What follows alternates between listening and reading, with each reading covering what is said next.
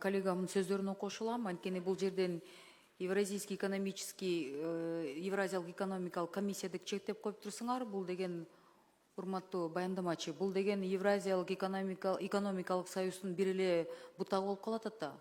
Калган жарандарыбызды эмнеге чектеп атабыз? Элвира Жаргалбековна, буякта бир нерсени түшүнүшүбүз керек. Биз жазып аткан долбоордо сиз атаган Евразия экономикалык комиссиясына кирип атканда жарандарыбыз бардык талаптарды сактап, конкурстан өтүп, шайкештигин далилдеп, ошо НПАнын бардыгын тең ушул жерден далилдеп билишин. Ошондон кийин гана барып назначение алып аткан адамдар, ошондуктан биз ушул кишилерге ушундай бир мындай жагдайды ачып берип атабыз. То есть калгандары баары автоматтык түрдө кирип атат деген сөзбү? Жок, Мен туура мисалы түшүндүмбү? эгерде ШОС, ООН же ОДКБны эске алсаңыз, жок, ал адамдар ушул биздин конкурстук негизде өтпөй туруп барышкан. Ошондуктан биз ушу Евразия экономикалык комиссиясына барып аткан адамдарды гана эске алып ушул жака берип атабыз.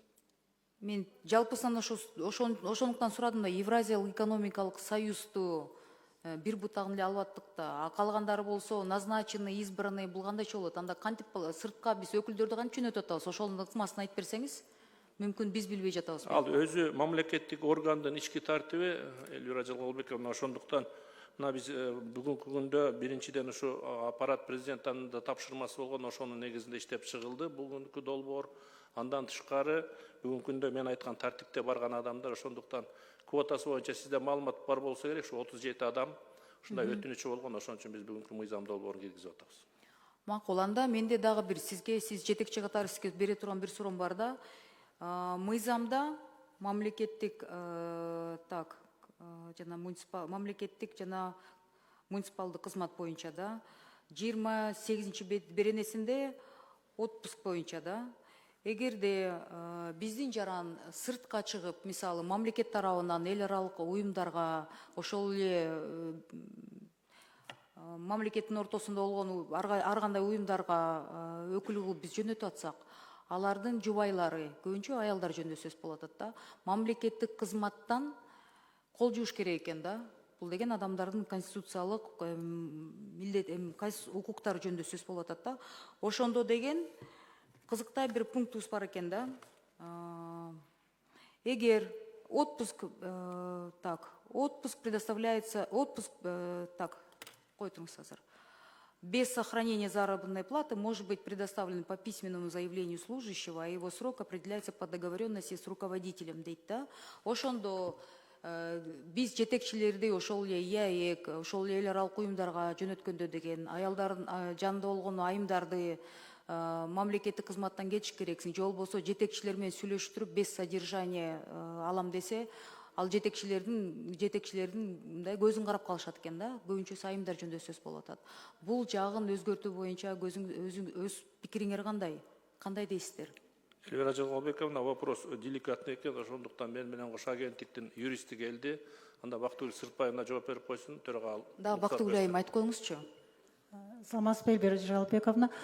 Бул мамлекеттик кызматта иштеген айымдардын эгер жолдошу башка чет өлкөдөгү кызматтарга кетип атканда, өзүңүздөр билгендей, жолдошу жумушка кызматка дайындалганда, ал кызматтан бошоп кеткенде, ал жерде дагы айлык акы төлөнөт, 20–30% төлөнөт.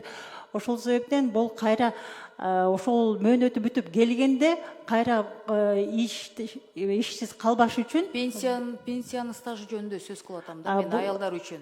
Бул без содержания деле мөөнөтү, бул стаж, общий стаж болуп кете берет мамлекеттик кызматта деп. Сиз түшүнгөн жоксуз. Эгер ошол жерде, анда мен оюмдун аягына чыга алайынчы, ошол жерде иштеген айым барып туруп ушинтип жолдошум, кээ бирөөлөр түшүндүрөт, кээ бирөөлөр түшүндүрбөйт экен, бирок расмий түрдө мамлекеттин өкүлү болуп сыртка чыгып атса, анан мен отпуск без содержания алам десе, жетекчисинин на усмотрение руководителя срок без содержания. Ошол жетекчи тарабынан мамилеси жакшы болсо, кыска мөөнөт же орточо мөөнөт же узун бир убакытты берип коет экен да. Эмнеге ошондо биз жетекчиликке аялдарыбызды жалдырап атабыз? Бул отпуск. Вы же знаете, вы как женщина хорошо знаете, каково строить на государственной муниципальной службе карьеру нашим женщинам. Есть руководитель, в большинстве случаев это мужчина. И настроение у него... Түшүндүм, мен жооп бере берейин.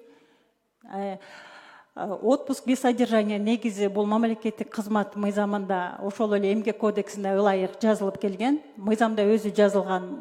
Мамлекеттик кызмат мыйзамында жөнгө салынбаган маселелер эмгек кодекси менен жөнгө салынат деп, ошол эле сиз туура белгилеп атасыз. Отпуск без содержанияны мөөнөтү кодексте дагы мыйзамда белгиленбегендиктен бул ошол жетекчиликке көз каранды болот. Бирок жетекчи эгер ошол айымдын жолдошу кызматка кетип атса, ошол мөөнөткө карата срокко бериш керек без содержанияны. Процедурный 5-ші микрофон. Учурларда, кээ бир учурларда маселе бат чечилиш керек. Биз эми өнүгүп аткан мамлекет катары кээ бир учурларда, биякта Алмаз Акунжанович билет, кээ бир назначение болгондо срочном порядке чечилиш керек дегенде, ал айымдар барганда жетекчиликтин көз карашы ар кандай болот экен. Анан аны отуруп жалдырабай, кто-то готов ждать, а у кого-то времени нет. Срочно, быстро чечкиле дегенде, ал адам деген айла жок, увольняться вынужден деген, мага ошондой мисалдарды келтиргендиктен мен бул трибунадан айтып атам сиздерге. Ушул деликатный моменттерди, мы так много о гендерном равенстве говорим, но когда доходит до фактической реализации, мы часто вот эти моменты упускаем. Эльвира Жаргалбековна, эми биздин агенттиктин дагы бир негизги максаты ушу мамлекеттик жана муниципалдык кызматчылардын укуктарын жана мыйзамдык кызыкчылыктарын камсыз кылуу. Ошондуктан сиздин айтып аткан сунушту биз карап чыгып, кайра сизге жооп берип коебуз. Рахмат.